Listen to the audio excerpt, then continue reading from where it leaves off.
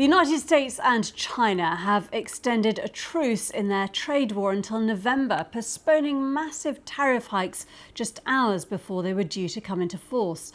In a statement posted on the White House website, President Trump said that during discussions, China has taken significant steps towards remedying non-reciprocal trade arrangements and addressing the concerns of the United States relating to economic and national security matters. Well, it's the second time that Mr. Trump has delayed imposing tariffs. He did something similar in May. The move allows the world's two largest economies another 90 days to reach an agreement. China's state news agency Xinhua says this means the 10% tariffs on US imports will remain in place. Many Chinese exports to the US currently face 30% tariffs. Well, our North America correspondent Peter Bowes has reaction on the deadline extension from the US. This isn't a huge surprise. Certainly the mood music of the last few weeks in terms of negotiations between China and Washington had been sounding more optimistic. And the fact that there is now this 3-month further suspension, I think, will be certainly welcomed by many retailers in this country. And it's also welcomed, of course, in a broader context, because it does suggest that some meaningful progress is being made. And in the statement from the White House, you just referred to it, there is, I think, a tone there that is perhaps more optimistic than it's been for some time. We don't have the detail in terms of how those negotiations are panning out, but it certainly suggests that Donald Trump believes that by suspending for another 90 days that he could reach a significant deal. I mentioned in terms of retailers in the United States, it's come at a positive time for them, because there'd been a lot of concern as we move towards the end of the year and towards the holiday season and Christmas, when there's generally an influx of Chinese goods into the United States. There'd been many fears amongst retailers that they would have to bear the brunt of any tariffs, huge triple-digit tariffs, and that, of course, they would have to pass on to their consumers. To Bowes there for us. Well, let's just recap some of the trade figures between the US and China. US government figures show that US imports of Chinese goods in June were around half of the figure compared to a year earlier. And in the first 6 months of this year, the US imported $165 billion worth of goods from China. That is down roughly 15% from the same time last year.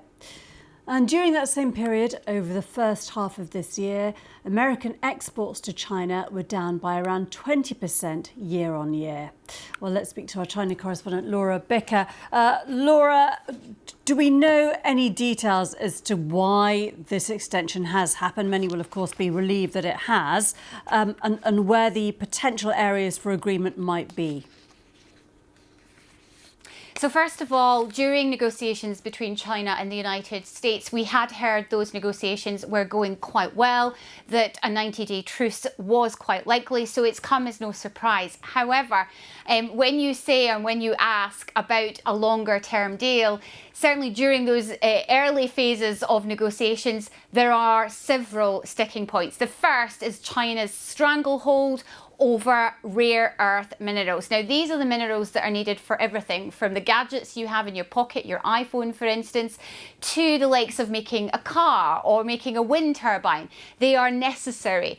China controls 70% of the world's supply of rare earth minerals. Therefore, it has the leverage over the United States. But China wants something too. It wants access to advanced computer chips.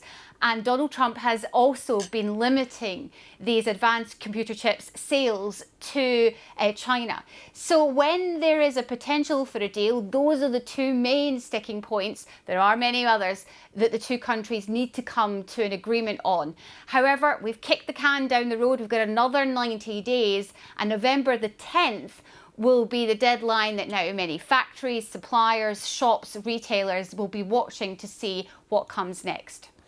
And Laura, to what degree had China prepared for this second Trump presidency by, in any case, preparing its businesses, its factories, by diversifying its global market? I think you and I have talked about this quite a few times. Now, Trump 1.0, Donald Trump's first term, obviously that became an issue with regards to the first trade war. China has learnt real lessons. It went away, it looked at where it was selling to the United States, it looked at where it was vulnerable, and it decided to diversify its business away from selling simply to the United States. Now, so about only 20% of its business is with the US. It does a lot more business, a lot more export and import business with what we call the global south. So countries right across South America, Southeast Asia. And that is where China may see key, because not only has it learned from the last trade war, it's learned from this one. And I think if we're looking towards the future, China may now see the US as a very uncertain market. Laura Bicker, good to speak to you. Thank you very much indeed.